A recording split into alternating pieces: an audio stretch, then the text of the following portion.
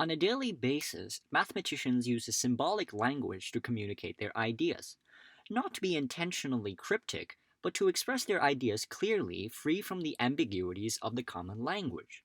Once a primitive idea has been cast into symbolic form, it may be manipulated to obtain more interesting and sophisticated ideas.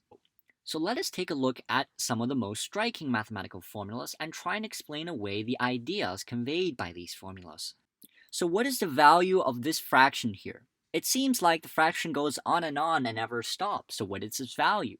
You may say, well, I don't know what the value is.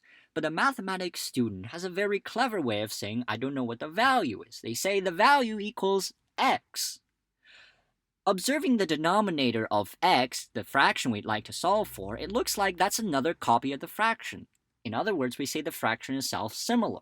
So it seems like the fraction x for which we like to find the value equals 1 plus the reciprocal of x. And this is a quadratic equation, and solving it we find a positive and a negative root. It looks like the fraction is positive, so we take the positive root here. Looking at the decimal expansion of this fraction, taking 2 digits at a time, you read 1, 1, 2, 3, 5, 8, 13, 21. They're the Fibonacci numbers. Perhaps you'll even know the formula for generating the nth Fibonacci number, though this strange formula involving irrational numbers when the terms of the sequence are actually just whole numbers. And by the way, why does this fraction generate the Fibonacci numbers? Is that just a fluke? There is such a concept called the generating function of a number sequence, where you put the terms of the sequence as the coefficients of this infinite series in the variable x. And by putting the Fibonacci numbers, you obtain this rational function in x, and this in turn can be decomposed into two geometric series, in fact a difference of geometric series. And by comparing the coefficients on the right power of the indeterminate x, we obtain this generating formula for the nth Fibonacci number. And by putting 1 over 100 in the place of x, we obtain this decimal, which generates the Fibonacci numbers 2 digits at a time. But there is one caveat. Observe here that 34 plus 55 should give 89, but here is 90, and this is the phenomena of overflow. Because the generating function gives the Fibonacci numbers 2 digits at a time, any Fibonacci number that are 3 digits would overflow this fraction. So that is interesting. And notice the analogy here, 1 plus root 5 over 2 is actually this continued fraction, so the concepts that we talk about are actually related. We should take a look at these identities discovered by Roger and Ramanujan. The first two are attractive because they take an infinite sum to an infinite product, and taking the ratio of these two, we obtain this very elegant continued fraction which sort of resembles the geometric series and even with a similar restriction, although I would really like to know how one takes an infinite sum to an infinite product. There is an interesting tale about Ramanujan. One day his friend goes to visit him in taxicab 1729 and asks him what is interesting about this number. Ramanujan thinks a bit and says, "It is the smallest number that can be written as the sum of two cubes in two different ways, and here you see it as the first equation on the corner of Ramanujan's notebook." Looking closely at these two equations, I hope some of you will be getting excited, because there is a certain theorem which asserts that no cube can be decomposed into the sum of two cubes, and just note how closely these two cubes sum to another cube. I once read a quote that says, "An idea that works only once is called a trick. An idea that can be used many times is called a method. But what Euler did to compute this sum is what I consider a hack." Surely you're looking at these whole numbers and wondering where the pi comes from. What Euler did was to try to discover this sum from the trigonometric sine function. In particular, Euler tried to express the sine function as a product involving its roots, much like the way you would write a polynomial in terms of its roots. For instance, if a polynomial had roots at 1 and 2, you would write the polynomial as a product x minus 1 times x minus 2 up to some constant. What Euler tried to do was the same for the sine function as a product of its roots at the integer multiples of pi, and that's where pi comes from. What Euler did was technically illegal because he applied a rule for polynomials to the sine function, which is technically not a polynomial, but still got a right answer. So that's why I call it a hack. But Euler, being a superb mathematician, was aware of the flaw in his technique, so he was not so quick at accepting his solution. But neither was he so quick at disposing his solution to the garbage can altogether, so he put a question mark and decided to examine his solution more carefully. He computed further down this series to see if it had agreed with his computation, And yes, it did agree. He computed consequences of this series and obtained the sum of other series like he reports here in a publication. He found that indeed those series have agreed with his computations as well. Years later, Euler succeeded in proving his conclusion in a more rigorous framework.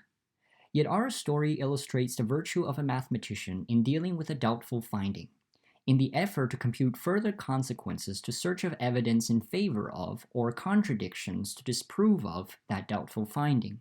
Next, given a polygon, we can divide up its interiors into triangles, and for each given polygon, we can do so multiple ways. The triangle, there is one way, the square, there are two ways, 5 and 14, so on. These number of different triangulations form a numbered sequence called the Catalan numbers. You will note that a line segment can be considered as a degenerate triangle.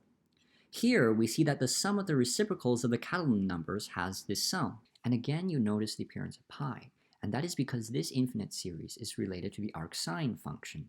So that again, the appearance of pi is related to a trigonometric function. Now we come to formulas of a different character.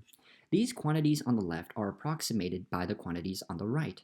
These approximate formulas are desirable because the quantities on the left are difficult to compute for larger values of n. And interestingly, these approximations become increasingly more accurate with larger values of the variable in question. Given a natural number n can be expressed as a sum of other natural numbers. This is like a partition of the number n, just like we can have partitions of polygons. The function p counts the number of distinct partitions of a given number n. The partition function may be asymptotically approximated by this formula, which was discovered by Ramanujan and his taxicab friend. You might be familiar with this symbol for the product of the first n natural numbers. Then you may be surprised to learn that you can compute the product of the first 0.5 natural numbers. That seems like a contradiction in terms. And this is in line with the mathematical spirit of generalization. Much like the trigonometric functions are initially defined for acute angles in the right triangle, and later extended to obtuse angles in the unit circle, a function originally defined for the natural numbers may be extended to a function defined for any numbers, and such that on natural numbers it resembles the factorial. When such a function is properly extended, it happens that the factorial of 1/2 may be computed in this general scheme to equal to root pi over 2. And we can show you the Desmos implementation of the generalized factorial, or more professionally known as the gamma function. And here is the asymptotic approximation of the factorial. In red, you see as the variable increases, the approximation becomes increasingly better. The factorial eventually outcompetes any exponential function. Here in the Stirling approximation that you see, this portion is almost an exponential function, except that the base increases with n, and it is for this reason that the factorial eventually outcompetes any exponential function, as we can here illustrate with one example, plotting the ratio between the exponential e to the x to x factorial. You see that this eventually decreases to 0, meaning that the x factorial is eventually much greater than the exponential e to the x. Now, I'm not going to explain this formula because it's just as famous as E equals mc squared, but I put it here because I'm plotting a joke which is upcoming. Perhaps counter to your intuition is that the sine function can be made to leave its usual comfort zone between -1 and +1, done by generalizing the sine function to take on values of complex number z. In this case, the sine function is no longer defined using a right triangle, but rather according to this general formula valid for any complex number z. When this generalization is done, the sine function may take on values arbitrarily far away from the origin, and this is made mathematically precise using this symbolism, which reads, for every positive number m, there exists a complex number z such that sine at z is further away from the origin than m. I'm not sure how up to date you are with the latest research into the most beautiful equation of all of mathematics, but some genius had recently succeeded in incorporating another famous constant into an equation alongside ei pi 1 and 0. That constant is another constant of Euler's, gamma, and the equation discovered was this. I'm sure this achievement is one that have out-Eulered Euler's equation.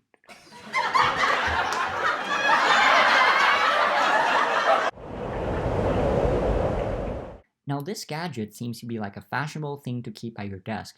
Start off with some beads, which travels down this grid and eventually lands in these cylinders.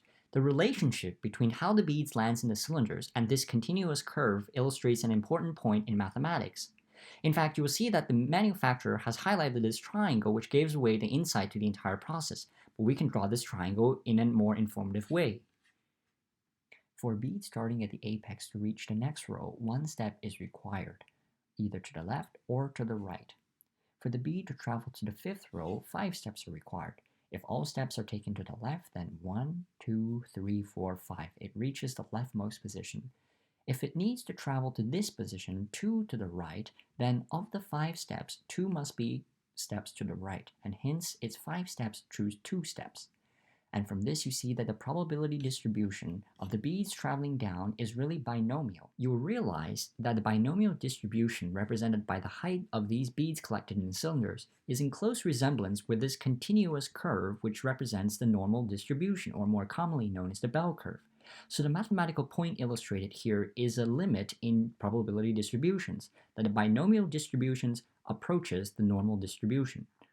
And this takes us to the end of our episode.